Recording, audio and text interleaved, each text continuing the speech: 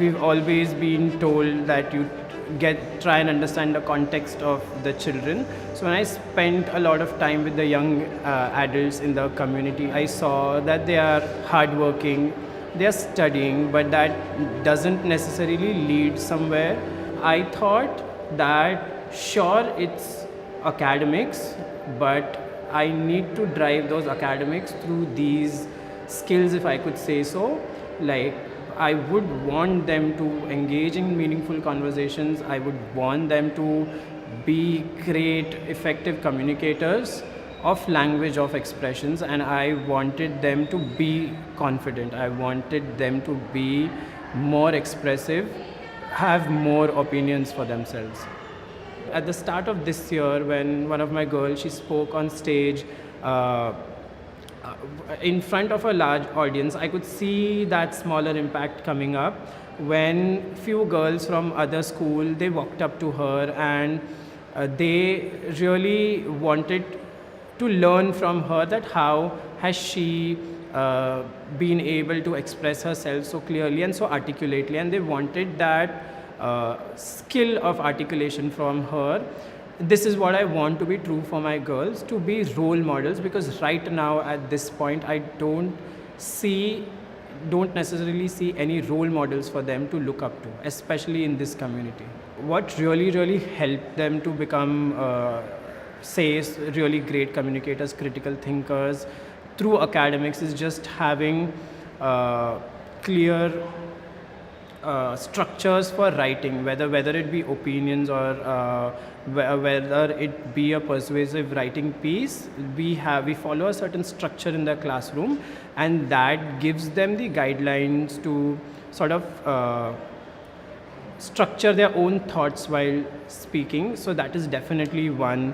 So initially, if I would ask them about Kankaria Lake, they would name 1,000 things with the I like statements. But if I ask them to write it right now, is they probably see what problems lie around that and they focus their writing around that. Because whenever writing about something, I've always asked them to be very rooted in evidence and just be observant of the world around them, so that they could incorporate that in their writing.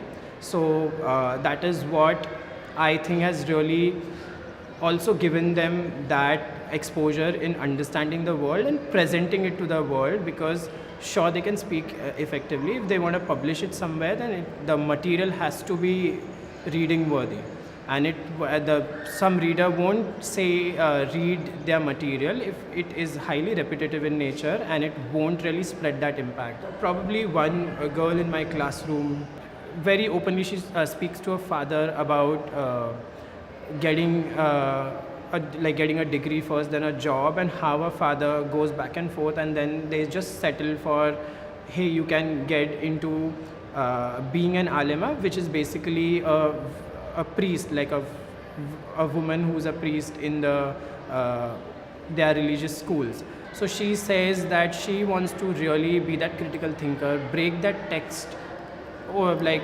engage in a high amount of research and give that correct interpretation of text to the entire people, which she sees right now is not interpreted or spread correctly. What probably was not working well at the start, especially for both me and my school team, was that it was getting very preachy, and it was like, hey, we're going to do this, we're going to do that, and this is how we work. And the teachers didn't really see what we do. They interacted with our students, and that helped them realize to see the impact that the work is having. We were in a process of we were at just the start of streamlining how the students are assessed in the school, which was not really comprehensive. And when we put forward that proposal for in front of the management, initially there was a lot of backlash, and hey, syllabus, we need to complete the syllabus. But then we again invited them to the classroom, the HM to the classroom, our coordinator to the classroom, to just see how it looks like and how the things that we're teaching are still rooted in curriculum and done in a way that would help each and every child. We had school assemblies where it was just about saying the prayer and probably sing the national anthem and leave. And these are small changes again. But then now there's a point where the kids gather in the assembly hall, and then there are small presentations. There are opportunities for kids to speak, give their opinions on certain things to a wider audience. And it's an opportunity for the kids who are sitting as a part of assembly to listen to another perspective other than that is there. So these are small changes that we see in the learning environment. I always have been a very selective listener in terms of I would take in ideas which I think that work for me, and it was just about me being the correct person or my understanding of things to be the ultimate say in the work I do.